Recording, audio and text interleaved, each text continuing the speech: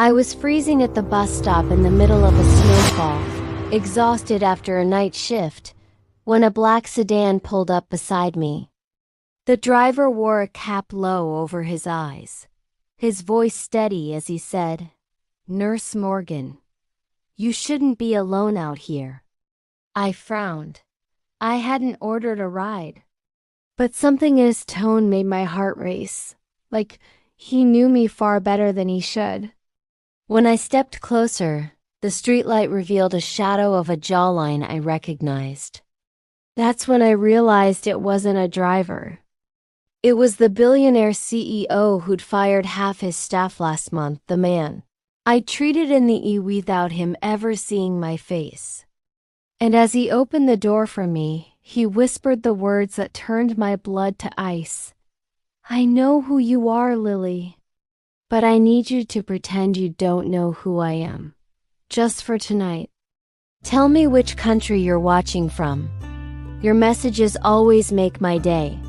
And if you're not subscribed yet, join us. There's so much more coming. Now let's continue." My fingers went numb, and it wasn't from the cold. Alexander Sterling. I'd seen his face in business magazines, on hospital donor walls, in news articles about corporate restructuring that left hundreds without jobs. I'd treated him 3 weeks ago when he came into Boston Memorial unconscious from a car accident. I checked his vitals, administered medication, held his hand when his heart rate spiked dangerously. He never opened his eyes. He never saw me. So how did he know my name? How did he know where I'd be tonight? And why was he here dressed like a rideshare driver, asking me to pretend? Let me go back to the beginning. To the night 3 weeks ago when everything started, even though I didn't know it yet. It was 2 a.m. on a Tuesday, the quietest shift at Boston Memorial. The kind of night where you pray nothing walks through those ERA's doors because you're understaffed and running on fumes. I was restocking supplies in Trauma Bay 3 when the ambulance call came through. Male, early 30s, unresponsive, possible head trauma from a car accident on the interstate. No ID on him. We got him stabilized, ran the scans, found nothing life-threatening but kept him sedated overnight for observation. Standard protocol. What wasn't standard was the way I felt when I looked at him. He had a face that didn't belong in a public hospital, sharp jawline, dark hair, expensive watch they forgot to remove. But it was his hands that got me. Clean, no calluses. No wedding ring. And when I held one to check his pulse, something in my chest twisted. I told myself it was exhaustion. 12 hours into a shift, 6 months into grief over losing my mom, drowning in medical debt I'd never escape. I didn't have room for anything else. Especially not for a stranger who'd wake up, walk out, and forget I existed. That's how it always went. I was invisible. I preferred it that way. But as I stood there adjusting his the fourth, I did something I never did. I talked to him. Softly, barely a whisper, the way you talk to someone you think can't hear you. "You're going to be okay," I said. "Stranger, you're safe here." I don't know why I said it.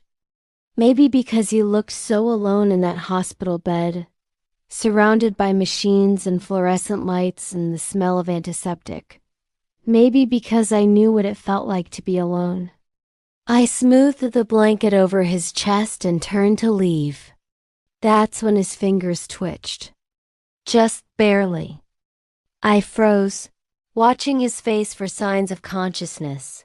Nothing. His breathing stayed steady. Sedated. I convinced myself I'd imagined it. The next morning he was gone. Checked himself out against medical advice. Signed the discharge papers with a scrawled signature I couldn't read and vanished. I asked the attending physician who he was. The doctor shrugged. paid cash. Didn't leave contact information. Happens more than you'd think. I forgot about him. Or I tried to. But for days afterward, I kept thinking about those clean hands and the way his fingers moved when I said he was safe. Like he'd heard me, like he'd wanted to reach back. 3 weeks later, I was standing at a bus stop in a snowstorm at 11 at night because my car had died 2 months ago and I couldn't afford to fix it. I'd just finished a double shift, 16 hours of chaos, blood, and too many patients who reminded me of my mom in her final days. I was so tired I could barely stand. Snow fell in thick, heavy flakes, the kind that sticks to your scrubs and seeps into your bones. The bus was 20 minutes late. My phone battery was at 4%. I had $6 in my wallet and 2 granola bars in my bag. This was my life now. This was all I had. That's when the black sedan pulled up. Sleek, expensive. Completely out of place on this empty street. The window rolled down halfway. Just enough for me to see a man in a driver's cap. Face shadowed. "Nurse Morgan," he said, and my blood went cold. "You shouldn't be alone out here." I stepped back instinctively. "I didn't order a ride," I said, voice shaking. "How do you know my name?" He was quiet for a moment, and I could feel him watching me even though I couldn't see his eyes. "Please," he said softly. "It's not safe. Let me take you home." Every instinct screamed at me to run. But the snow was coming down harder now, and the bus still wasn't here. And something in his voice wasn't threatening. It was careful, almost pleading.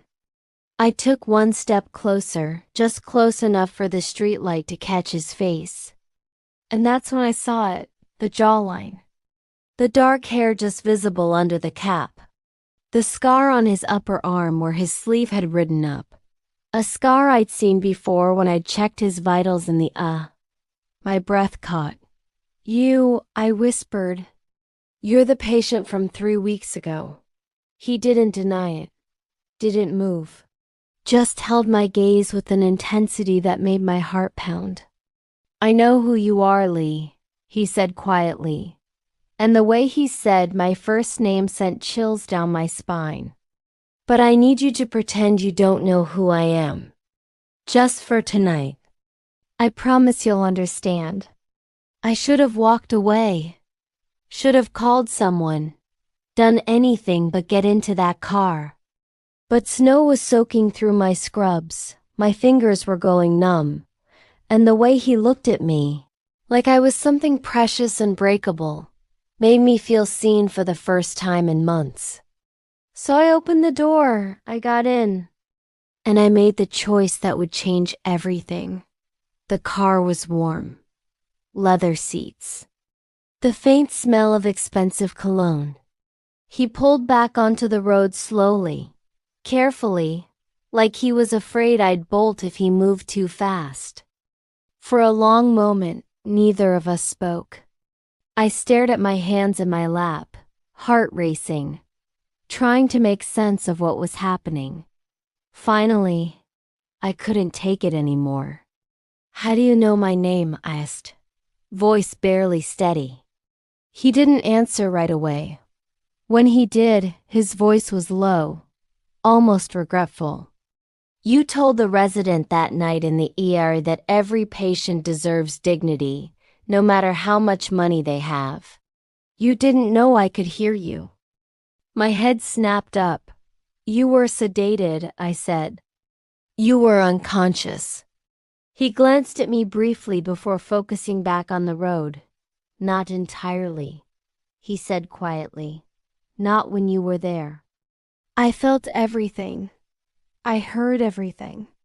And when I woke up alone and you were gone, I needed to find you. My stomach dropped. "That's not possible," I whispered. "People don't just track down their nurses." He smiled, but it wasn't a happy smile.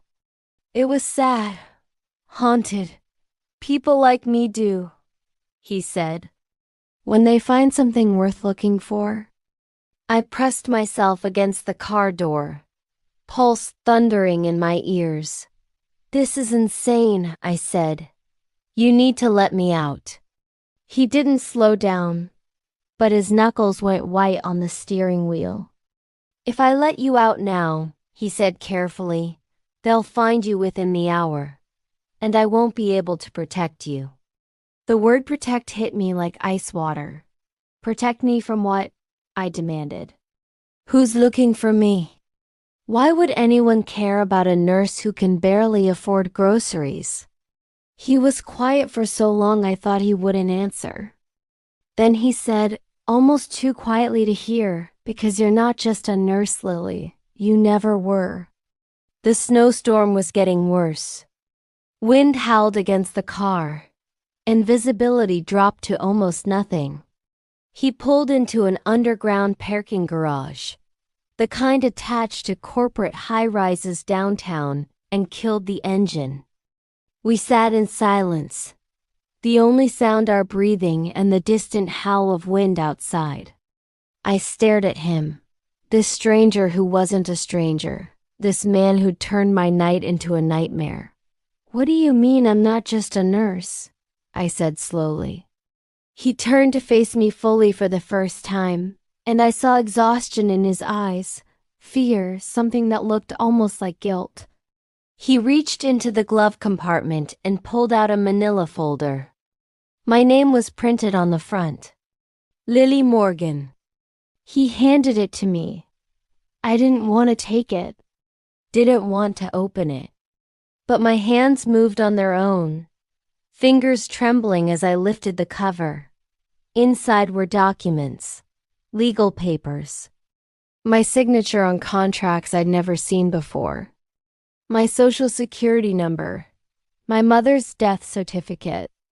And beneath it all, a photograph that made my breath stop. It was a baby, maybe 6 months old, cradled in the arms of a man I didn't recognize. On the back, written in faded ink, it said, Lily Catherine Blackwood, born April 1995. And below that, a name that made the world tilt. Daughter of James Blackwood, co-founder Sterling Holdings. I couldn't breathe. Couldn't think, Blackwood, not Morgan. My mother's last name was Morgan. My last name was Morgan. I'd never heard the name Blackwood in my life. I looked up at him, at Alexander Sterling, and my voice came out broken. What is this? Who is James Blackwood? His jaw tightened. He was my father's business partner, he said quietly. They founded Sterling Holdings together 30 years ago. He died when you were 2 years old. But before he died, he made sure you were protected, hidden, given to a woman who would raise you far away from the corporate world that killed him. Killed him, I repeated numbly. You're saying my biological father was murdered. He didn't flinch. I'm saying the corporate world is dangerous, Lily. And someone just found out you exist. 3 weeks ago, a document surfaced in our internal audit. It showed a series of transactions made under your credentials, siphoning money from restricted accounts. Your signature was on every authorization. I shook my head violently. I never signed anything. I don't even know what Sterling Holdings is. I know, he said, and his voice was so gentle it hurt. Someone used you, stole your identity. And when I started investigating who you were, I found, he gestured at the folder, all of this.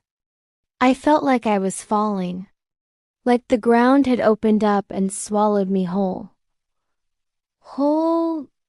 My mother, the woman who raised me, worked 2 jobs to put me through nursing school. She was a waitress. She died 6 months ago with $30,000 in medical debt. If I'm the daughter of some rich founder, where was all that money? Why did we struggle? Why did she, my voice cracked, why did she have to die like that? Alexander looked away, and I saw his throat work as he swallowed hard. Because she loved you, he said quietly. Because keeping you hidden meant keeping you alive. And that meant living like you had nothing. Tears burned my eyes. I shoved the folder back at him. I don't want this, I said. I don't want any of it. Take me home. He didn't take the folder. Instead, he reached out slowly, carefully, and touched my hand where it rested on the seat between us. Lily, he said, and the way he said my name was unbearably soft. If I take you home tonight, Marcus Halle, my uncle and the current interim CEO, will have people waiting for you by morning. He knows you exist now. He knows you're James Blackwood's daughter. And he will use you to take control of the company your father built. Unless we stop him first. I pulled my hand away, wrapping my arms around myself. Why do you even care? I whispered. You don't know me. His expression shifted, something raw and unguarded crossing his face. I told myself it was because it's the right thing to do, he said quietly. That I owed it to your father's memory. That stopping Marcus was about protecting the company. But that's not why I've been following you for 3 weeks. That's not why I disguised myself tonight just to make sure you'd get in the car. I stared at him, heart hammering. Then why? He looked at me like I was the answer to a question he'd been asking his whole life. Because that night in the when you held my hand and told me I was going to be okay, I believed you, he said, voice rough. Because you treated me like a human being when you had no idea who I was or what I was worth. Because I've spent 3 weeks watching you work triple shifts and give your last dollar to a homeless man outside the hospital and sing under your breath when you think no one's listening. And somewhere in all of that, I stopped being able to think about anything else. The air between us went electric, charged. I couldn't look away from him, couldn't breathe. You've been watching me, I said, and I didn't know if I was horrified or something else entirely. He nodded slowly. I know how that sounds, he said. I know I should have approached you differently. But I needed to know who you were before I pulled you into this mess. And the more I watched, the more I realized he stopped, jaw clenching. Realized what? I whispered. That I didn't just want to protect you, he said quietly. I wanted to know you. Before I could respond, before I could process any of what he'd just said, his phone buzzed. He glanced at the screen, and his entire body went rigid. We need to move, he said. Voice sharp now. All business. Now. What's happening? I asked, fear spiking through me. He was already getting out of the car, coming around to my side. Marcus just sent people to your apartment, he said as he opened my door. They're looking for you.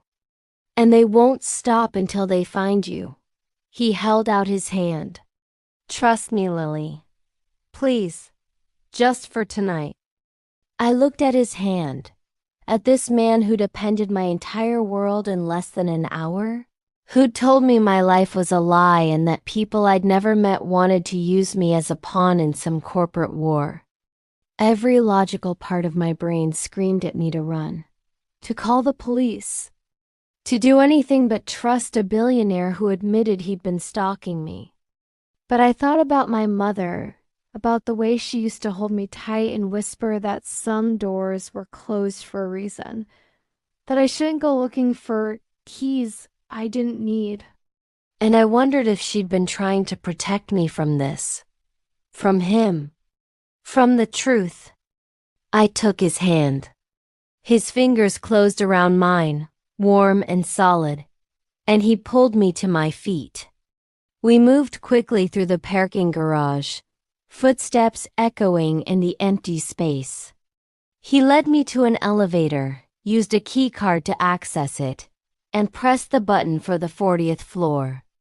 As the doors closed, I caught our reflection in the mirrored walls. Me in my wrinkled scrubs, hair falling out of its ponytail, exhaustion written all over my face. Him still in his disguise, cap pulled low, but standing close enough that I could feel the heat of his body. We looked like two people who didn't belong in the same world. Maybe we didn't. The elevator opened directly into a penthouse office. Floor-to-ceiling windows overlooking Boston, the city lights blurred by falling snow. Everything was sleek, modern, expensive. A massive desk dominated one side of the room. On the other, a sitting area with leather couches and a bar. Alexander pulled off his cap, running a hand through his dark hair, and suddenly he looked less like a rideshare driver and more like exactly what he was. A man who owned this building, this city. Maybe even me if what he said was true about my father and his company.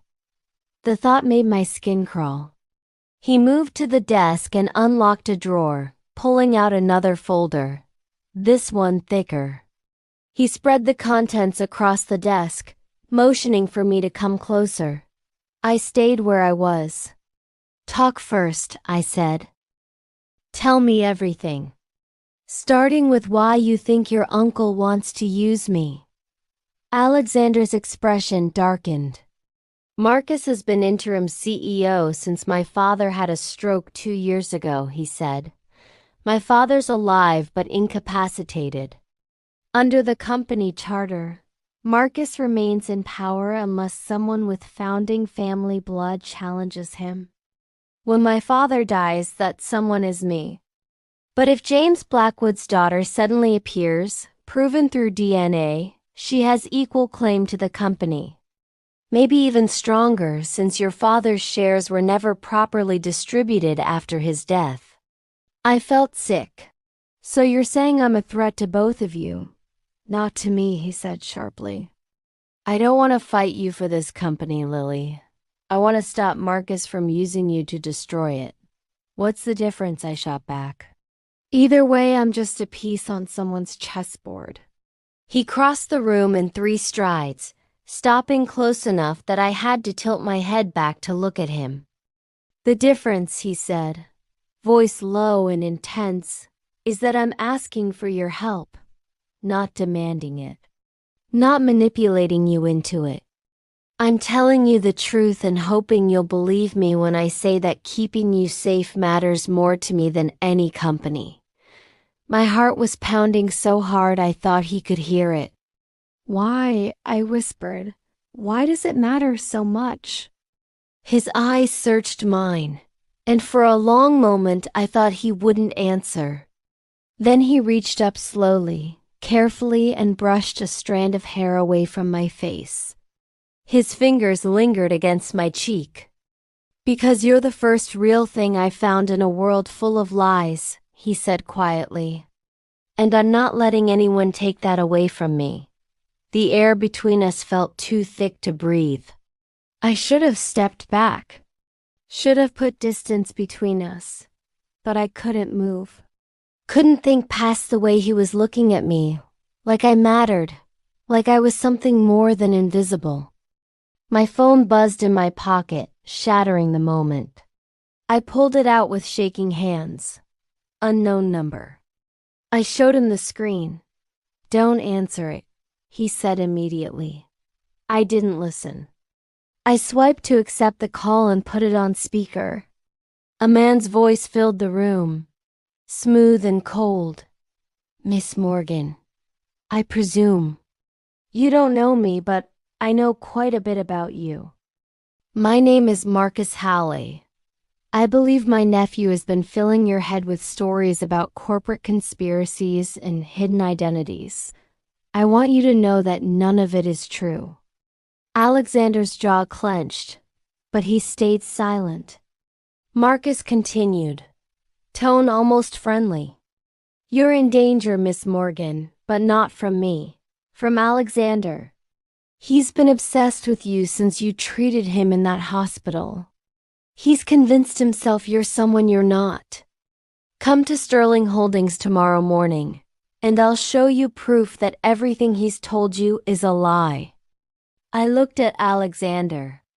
His face was stone, but I could see the muscle ticking in his jaw, the fury in his eyes. I should have been terrified. Should have believed Marcus, run from this office, gotten as far from both of them as possible. But I'd spent years reading people in the EO, learning to tell who was lying and who was desperate. And Marcus's voice, smooth as it was, had the practiced quality of someone used to manipulating people. Alexander's voice, when he told me the truth, had been raw, unpolished, real. I made my choice. I'm not coming to you, Marcus, I said clearly. And if you send anyone else to my apartment, I'm calling the police and filing a restraining order. There was a pause. Then Marcus laughed and the sound made my skin crawl. You have no idea what you've just done, he said. But you'll learn. Everyone does eventually. The line went dead. I stood there staring at my phone, adrenaline crashing through me. Alexander stepped closer, and when I looked up at him, I saw something that might have been relief in his eyes. Thank you, he said quietly, for believing me. I'm not sure I do yet, I said honestly. But I know I don't believe him. He nodded slowly. Fair enough. Then let me prove it to you. He gestured to the paper spread across his desk. Everything is here. Your birth certificate, the original one. Your father's will. Documents showing how your mother, Sarah Morgan, was paid to raise you in hiding. Medical records from the night your father died, autopsy reports that were buried. It's all here, Lily. All the proof you need. I moved to the desk on shaking legs and started reading. And with every page, every document, every piece of evidence, my entire world crumbled and rebuilt itself into something I didn't recognize. James Blackwood had been 28 when I was born. A young entrepreneur who'd helped build Sterling Holdings from nothing with his best friend Richard Sterling, Alexander's father. James had gotten a woman pregnant, someone named Catherine, my biological mother, who died in childbirth. Devastated and terrified that his daughter would be used as leverage in the cutthroat corporate world, James had made a desperate choice. He'd paid Sarah Morgan, a kind woman who'd lost her own child years earlier, to take me and disappear. He'd set up a trust fund that would give me everything when I turned 25. But 6 months after I was born, James died in a car accident that the police ruled accidental, but the autopsy suggested otherwise. And the trust fund disappeared with him. I traced my fingers over my father's signature on the will. He'd wanted me to have everything: education, security, a life free from the ugliness of corporate war. Instead, I'd grown up poor, watching my adoptive mother work herself to death, drowning in debt. Because someone had stolen what was mine. Because someone had killed my father and buried the truth. Tears slipped down my cheeks before I could stop them. I felt Alexander's hand on my shoulder, gentle, grounding. I'm sorry, he said quietly. I'm so sorry you had to learn it this way. I turned to face him, and something in me just broke. Why didn't anyone tell me? Why did my mother let me believe I was nobody? Because she loved you, he said, and his voice was so soft it hurt. Because she knew that if you stayed hidden, you'd be safe. She gave up everything to protect you, Lily. Don't let that be for nothing. I wiped my tears angrily. What am I supposed to do now? Walk into Sterling Holdings and announce I'm James Blackwood's daughter?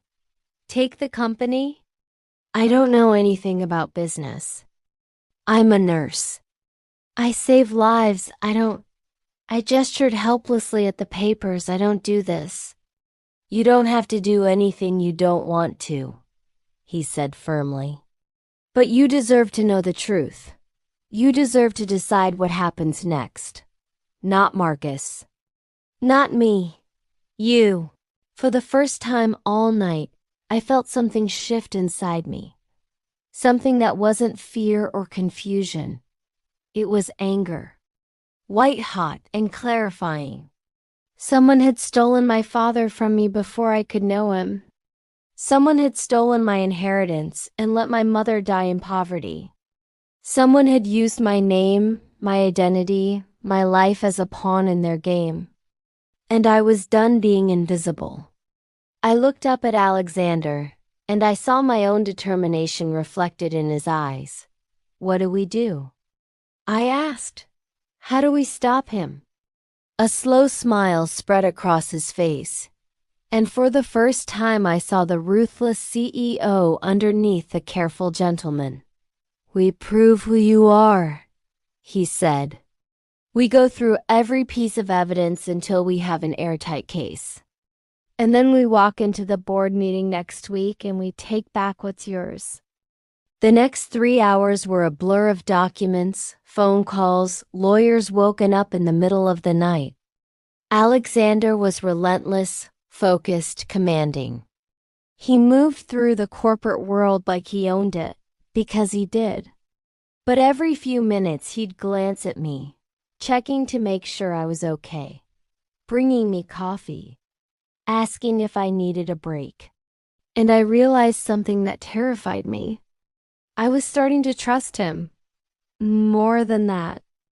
I was starting to feel something I had no right to feel for a man who depended my life. Something dangerous. Something that made my chest tight every time our hands brushed over the same document. Around midnight, I excused myself to the restroom, needing a moment alone to process everything. I stared at my reflection in the mirror, barely recognizing the woman looking back. 24 hours ago I'd been nobody. Now I was someone's daughter. Someone's target. I couldn't finish the thought.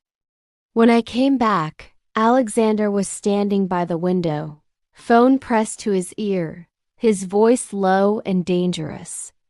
I don't care what it costs, he said. Find everyone who accessed those files. I want names, addresses, bank accounts, everything, by morning. He hung up and turned, catching sight of me. His expression softened immediately. You okay? He asked. I nodded, even though I wasn't sure. He crossed the room and gently took my shoulders. Talk to me, Lily. Tell me what you're thinking. I'm thinking this is insane, I said quietly. I'm thinking that yesterday I was worrying about whether I could afford groceries this week. And now I'm standing in a penthouse office at midnight, planning to take down a CEO, finding out my entire life was a lie. How am I supposed to process that? How am I supposed to just be okay with any of this? He was quiet for a moment, his thumbs rubbing gentle circles on my shoulders. You don't have to be okay with it, he said finally. You don't have to process it all at once. You just have to take the next step, and then the next one. And I'll be right here for every single one. I looked up at him, at the intensity in his dark eyes, the sincerity in his expression. Why? I whispered. Why are you doing all of this for someone you barely know? His jaw tightened. Because I know you better than you think, he said. I know that you hum the same melody when you're nervous. I know you put extra sugar in your coffee when you're tired. I know you stop to pet every dog you pass on the street, even when you're running late. I know you cry during commercials about soldiers coming home and that you keep a photo of your mother in your locker at work. I know that you work yourself to exhaustion because you're afraid that if you stop, if you slow down, you'll have to feel everything you've been running from since she died. My breath caught. How do you, I started, but he continued, voice rough with emotion. I know these things because I've been watching you, Lily. Not just these past 3 weeks, but every moment since you saved my life. I memorized you. The way you tuck your hair behind your ear when you're concentrating. The way you bite your lip when you're worried. The way you light up when you successfully start an IV on the first try. I know you, and knowing you made me realize that I'd been sleepwalking through my own life until the night you woke me up. Tears slipped down my cheeks before I could stop them. That's not fair, I whispered. You can't say things like that to me, not when everything is so complicated. Not when I don't know if I can trust my own feelings right now. He wiped my tears away with his thumbs, so gentle it made my heart ache. Then don't trust your feelings, he said softly. Trust mine. Around 3 in the morning, Alexander's lawyer finally signed off on the preliminary case. We had enough evidence to prove my identity through DNA testing, which we'd expedite. Enough documentation to show the fraud committed under my name. Enough ammunition to make Marcus Halle very, very nervous. Alexander closed his laptop and scrubbed a hand over his face. He looked exhausted, human, not like a billionaire CEO, but like a man who'd been fighting for something he believed in. Thank you, I said quietly. He looked up, surprised. For what? For believing me. For I hesitated. For seeing me. When no one else did. His expression softened into something that made my breath catch. I've been seeing you since the moment you held my hand in that ear, he said quietly. I just didn't know how to tell you without sounding like a stalker. I laughed, surprising myself. You kind of are a stalker. He smiled, and it was real warm. The first genuine smile I'd seen from him all night. Probably, he admitted. But I'm a stalker with good intentions. Does that count for anything? I don't know yet, I said honestly. Ask me again when this is over. He held my gaze, and something unspoken passed between us. Something that felt like a promise. The snow had stopped by the time we left the office. Dawn was breaking over Boston, painting the sky in shades of pink and gold. Alexander drove me to a hotel, somewhere safe where Marcus couldn't find me, and walked me to the room he'd booked under a false name. At the door, he hesitated. Get some sleep, he said. I'll pick you up at noon. We have a meeting with the lawyers to go over everything. I nodded, suddenly aware of how close he was standing, how his cologne smelled like cedar and something darker, how tired his eyes were. Will you be okay?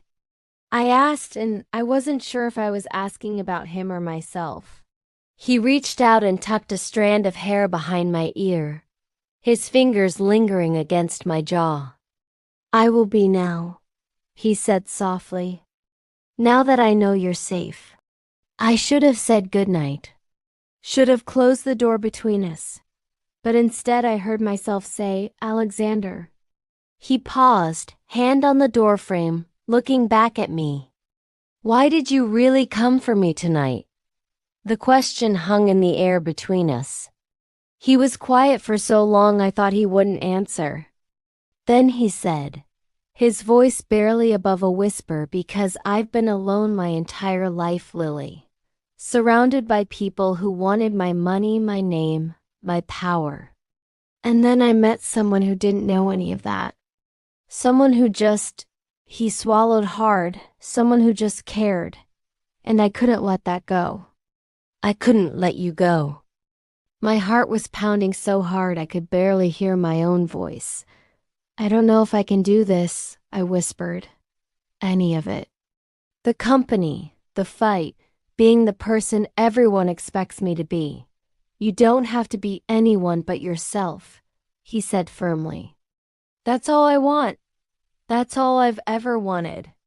He stepped closer, close enough that I could feel the warmth of him, and his voice dropped lower. But Lily, I need you to know something. I'm not a good man.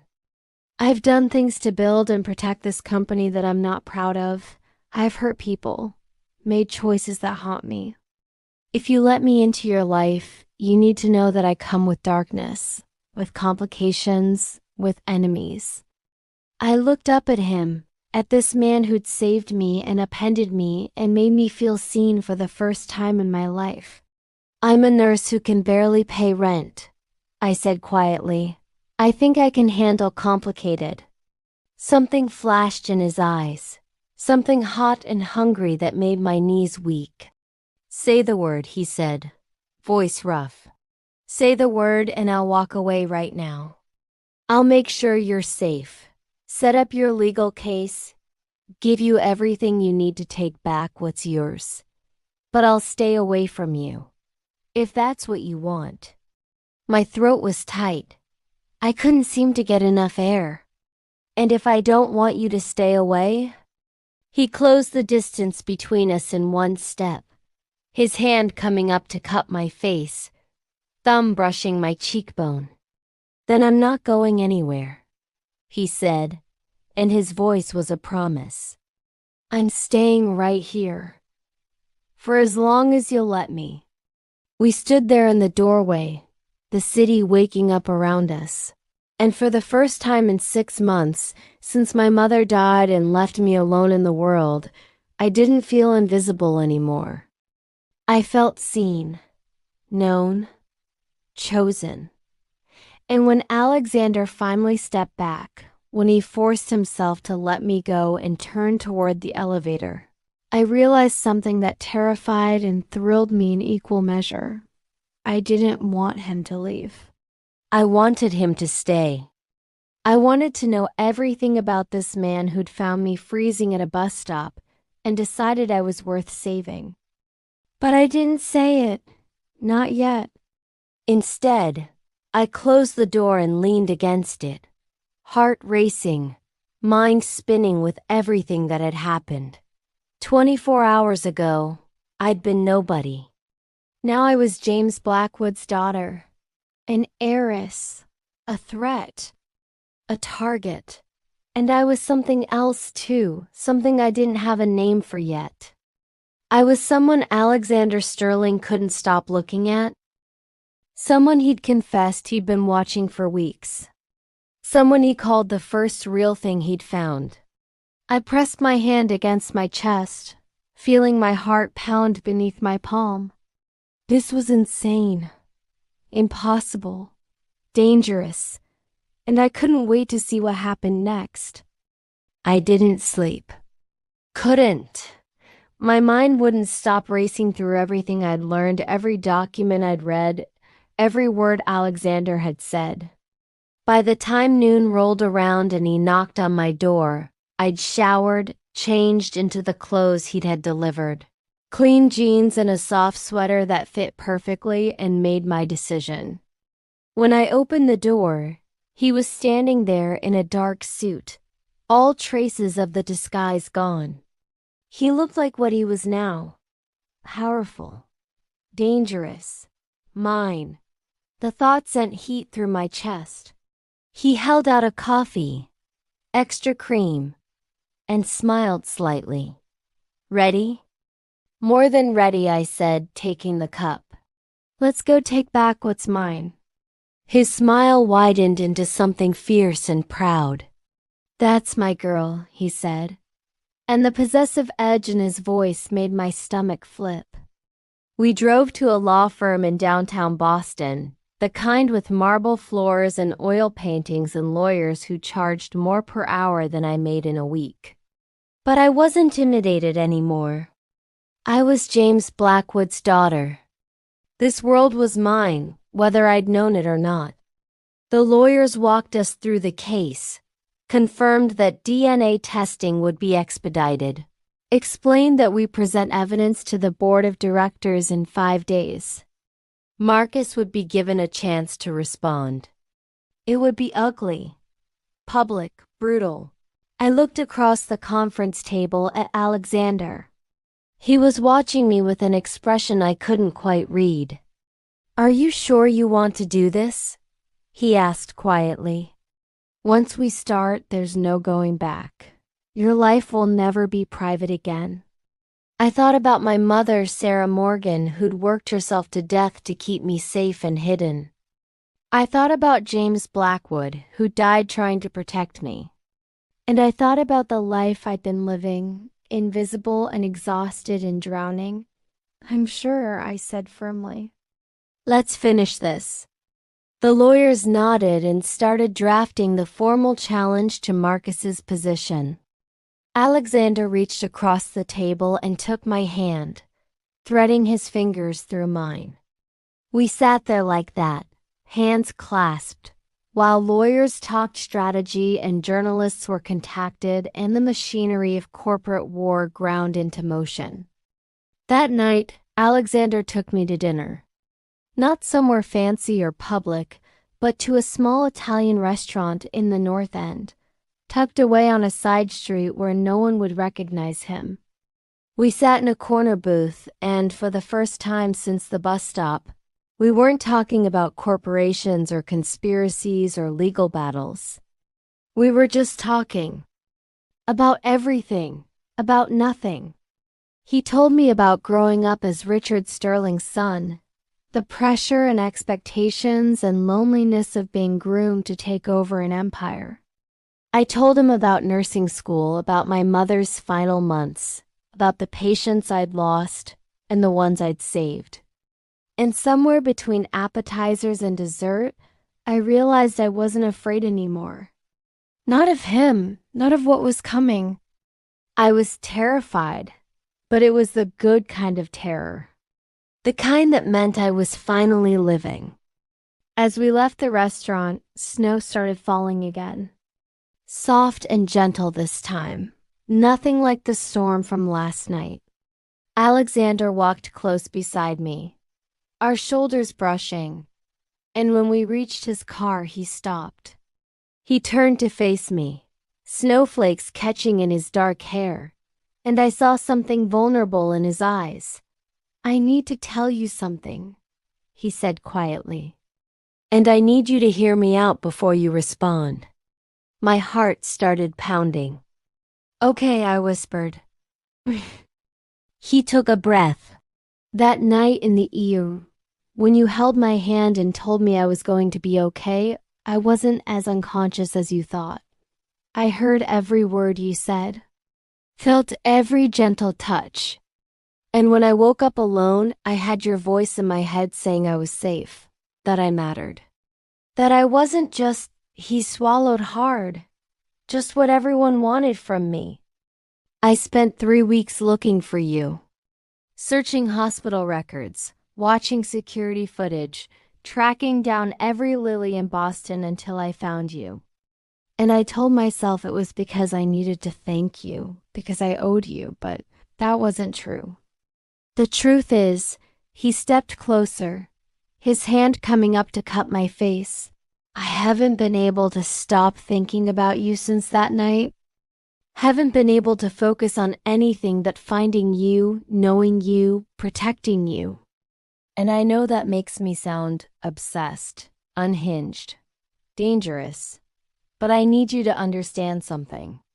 I've never felt this way about anyone in my life, and I'm terrified that I'm going to mess this up, that I'm going to scare you away before you give me a real chance." My hands were shaking. I reached up and covered his hand with mine where it rested against my cheek. "Alexander," I said softly, "you literally stalked me for 3 weeks, showed up in disguise at a bus stop, and dragged me into a corporate conspiracy, I think we're way past worrying about scaring me away." He laughed, and the sound was relieved and slightly desperate. "So you're not running?" I looked up at him, at this powerful, complicated, impossible man who turned my life upside down. "Not yet," I whispered. "Ask me again tomorrow." He smiled, and it was beautiful. Every day, he promised. "I'll ask you every day until you believe I'm not going anywhere." And then he kissed me. It wasn't gentle, wasn't tentative. It was hungry and desperate and full of 3 weeks of wanting. His hands tangled in my hair, pulling me closer, and I went willingly, my fingers gripping his coat like I was afraid he'd disappear if I let go. We kissed in the snow, in the middle of a Boston street, and nothing else existed. Not the company, not Marcus. Not the legal battle ahead. Just him and me and the impossible truth that I'd fallen for the man who'd found me freezing and decided I was worth everything. When we finally broke apart, both breathing hard, he pressed his forehead against mine. "Come home with me," he whispered. "Not," he added quickly, "for anything you're not ready for. Just come home. Be with me. Let me make sure you're safe." I should have said no. Should have kept distance between us until everything was settled. But I was tired of being careful, tired of being invisible. I wanted to be seen. I wanted to be his. Yes, I breathed against his lips. "Take me home." We drove to his penthouse in silence, hands clasped, the city lights blurring past. When we got inside, he made hot chocolate, and we sat on the couch overlooking the city, my head on his shoulder, his arm around me. "This is crazy," I said softly. "A week ago I was barely surviving. Now I'm sitting in a penthouse with a billionaire who says he can't stop thinking about me." He pressed a kiss to the top of my head. "Do you want to go back?" he asked quietly. "To the way things were before?" I thought about it. Really thought about it. The simplicity of being invisible. The safety of having nothing to lose. And then I thought about the feeling of Alexander's hand in mine. The way he looked at me like I was something precious, the future spreading out before me full of possibility. "No," I said firmly. "I don't want to go back. I want to move forward. With you. If you'll have me." He pulled back enough to look at me, his eyes dark and intense. "Lily," he said, voice rough with emotion, "I'd have you in any way you'd let me. Today. Tomorrow. Forever. I don't care. As long as you're here. As long as you're mine." The possessiveness in his voice should have scared me. Instead, it thrilled me. I shifted in his arms, turning to face him fully. "Then I'm yours," I whispered. "For as long as you want me."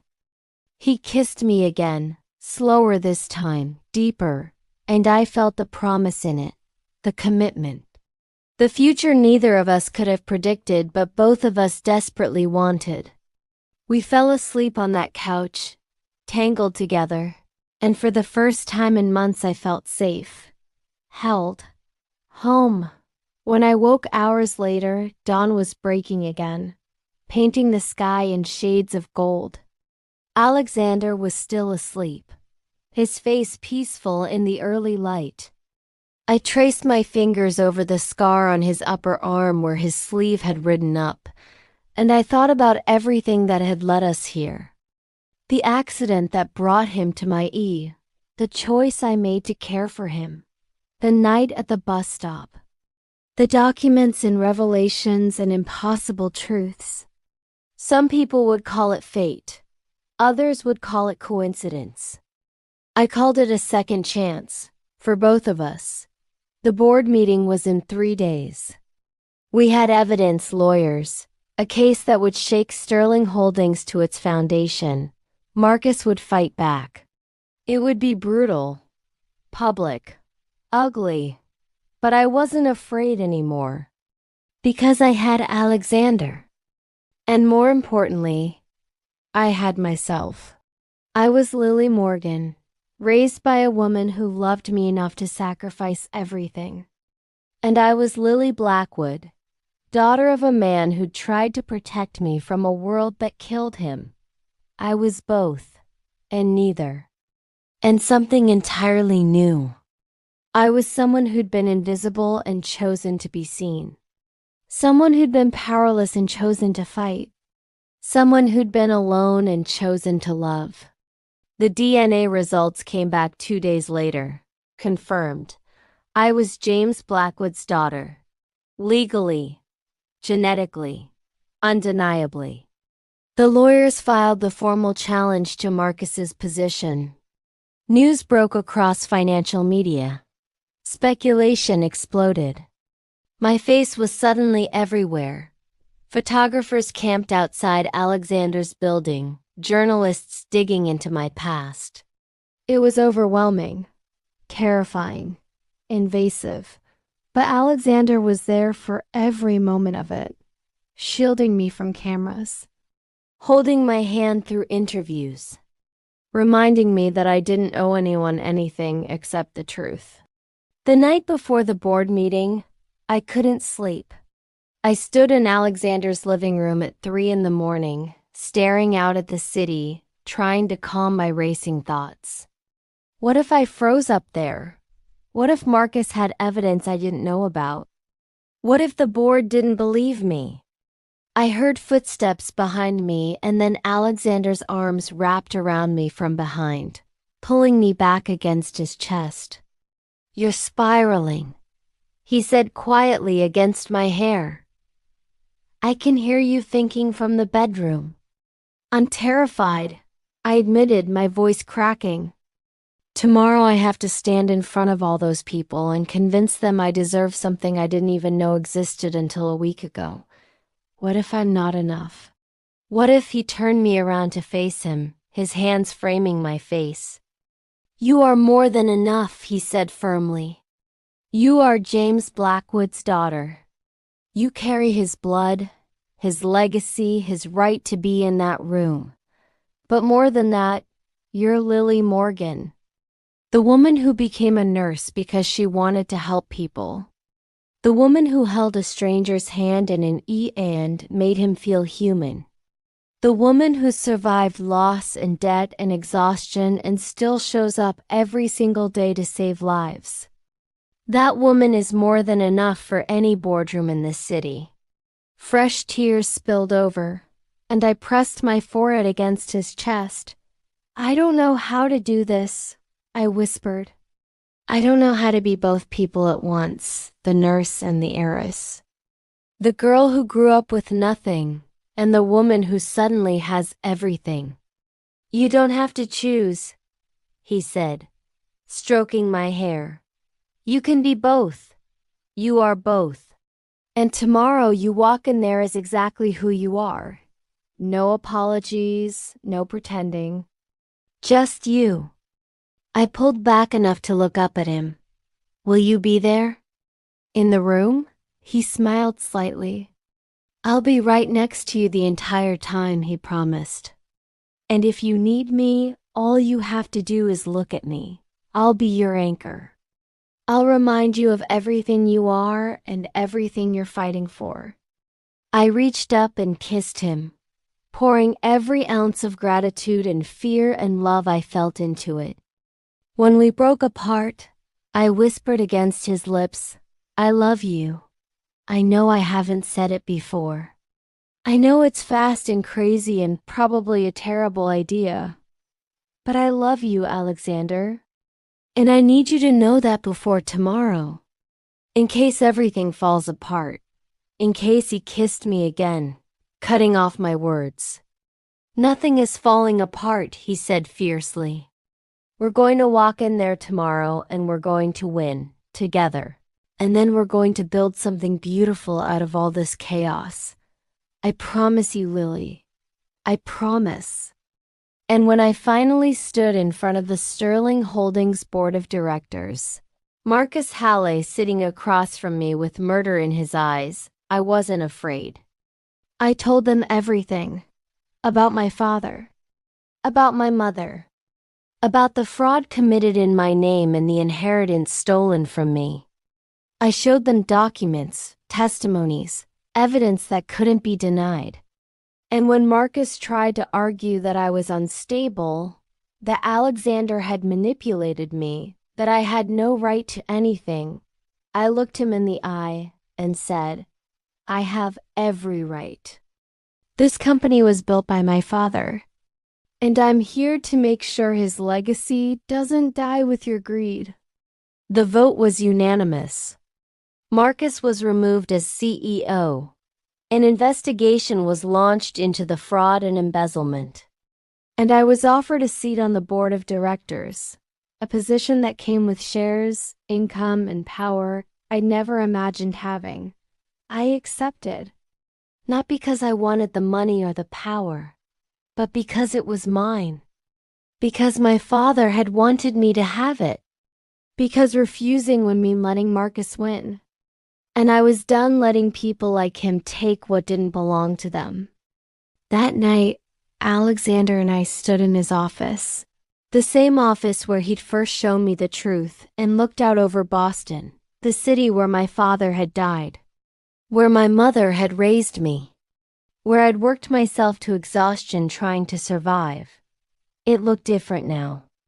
Like it belonged to me instead of the other way around. How does it feel?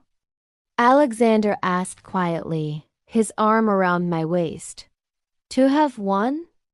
I leaned into him, letting his warmth surround me.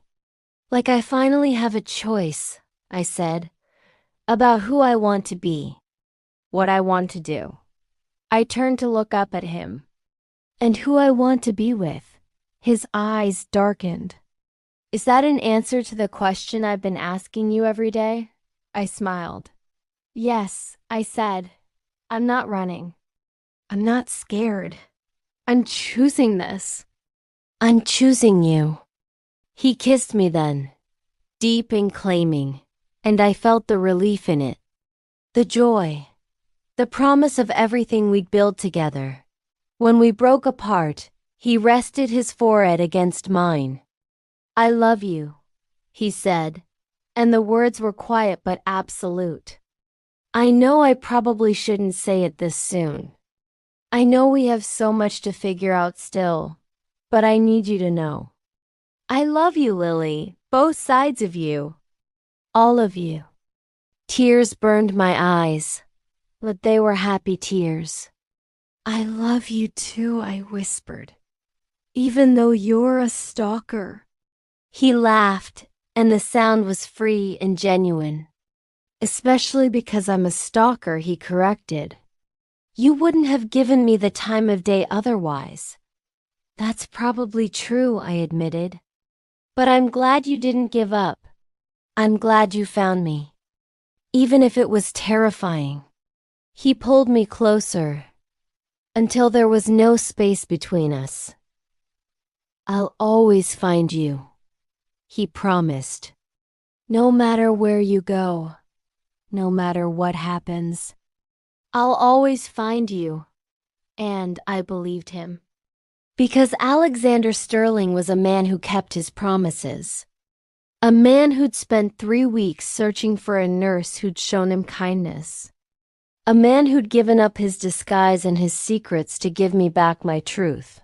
6 months later, I walked into Sterling Holdings through the main entrance, not as a visitor.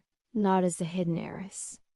As Lily Morgan Sterling, board member and co-founder of the Sterling Blackwood Foundation, a nonprofit dedicated to supporting healthcare workers drowning in debt. I wore a simple blazer, carried a leather portfolio, and held my head high. Security greeted me by name. The elevator took me to the 40th floor. And when the doors opened, Alexander was waiting, not in the conference room. Right there in the hallway. He held 2 cups of coffee, one with extra cream, exactly how I liked it, offering me the cup with a slight smile. "You're going to be late for the board meeting," I said, taking the coffee. He shrugged. "They can wait. The majority shareholder just arrived."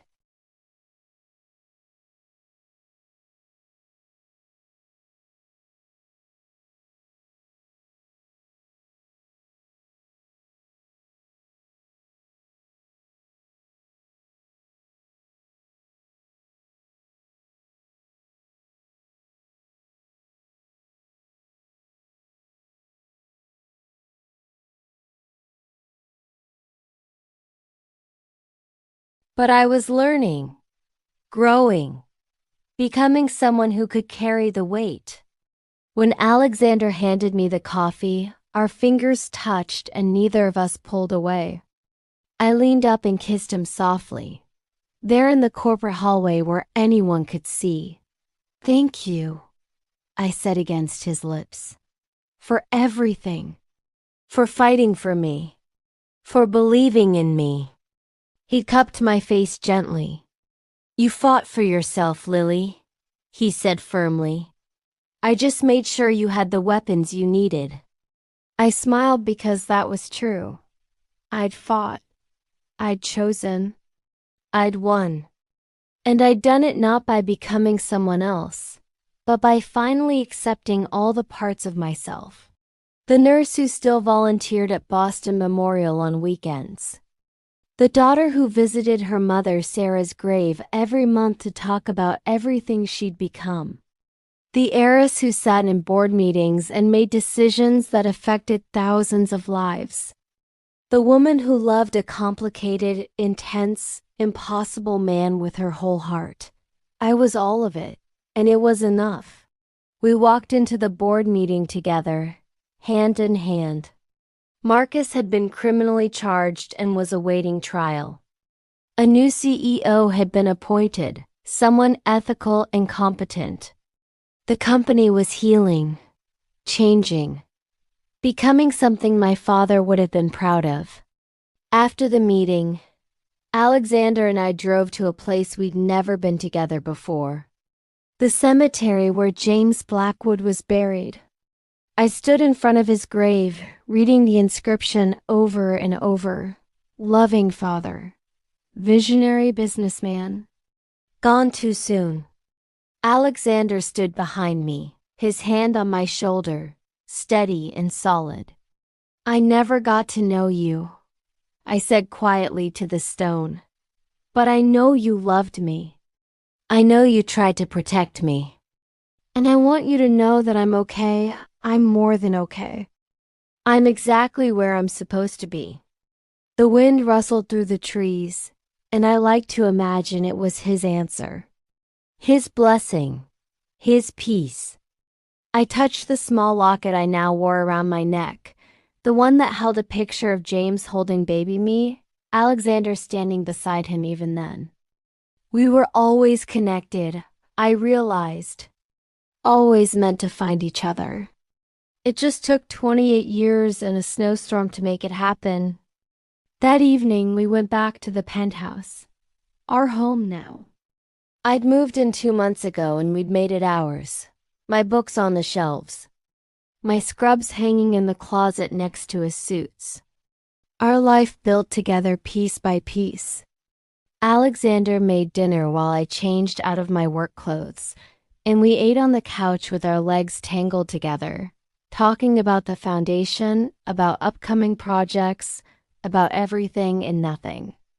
Later, as we stood by the window watching snow fall over Boston, the first snow of the new season, I thought about the night everything changed.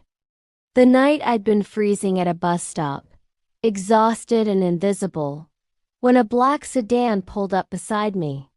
I thought about how terrified I'd been. How lost, how close I'd come to running away instead of getting in that car. Alexander wrapped his arms around me from behind, resting his chin on top of my head. "What are you thinking about?" he asked softly.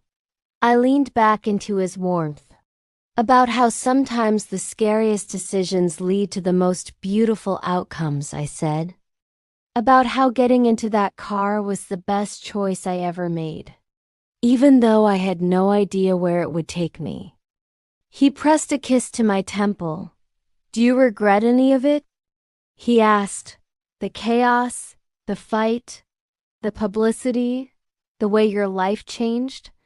I turned in his arms so I could look at him. So I could see the man who'd found me and chosen me and loved me through all of it? Not for a second, I said firmly. Not one single second.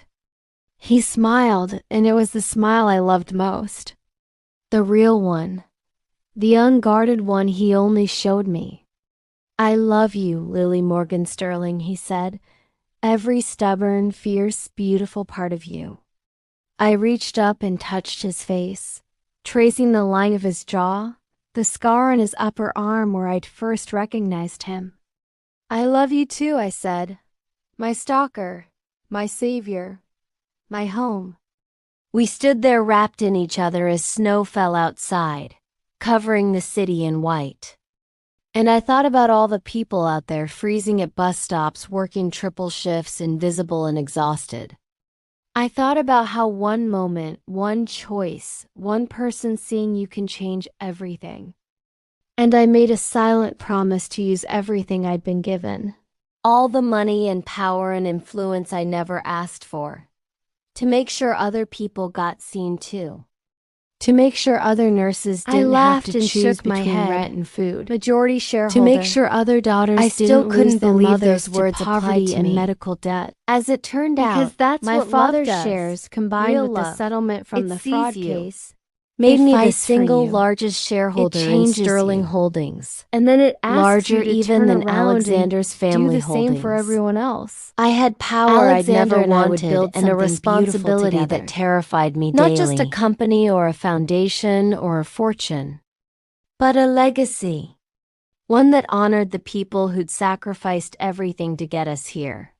James Blackwood, Sarah Morgan, every patient I'd ever treated. Every person who'd ever felt invisible. We'd build it together. And we'd make sure no one ever had to freeze alone at a bus stop again. Because sometimes all it takes is one person pulling over. One person saying your name. One person deciding you're worth saving. And everything changes. The end. Thank you for staying with me until the end of this story.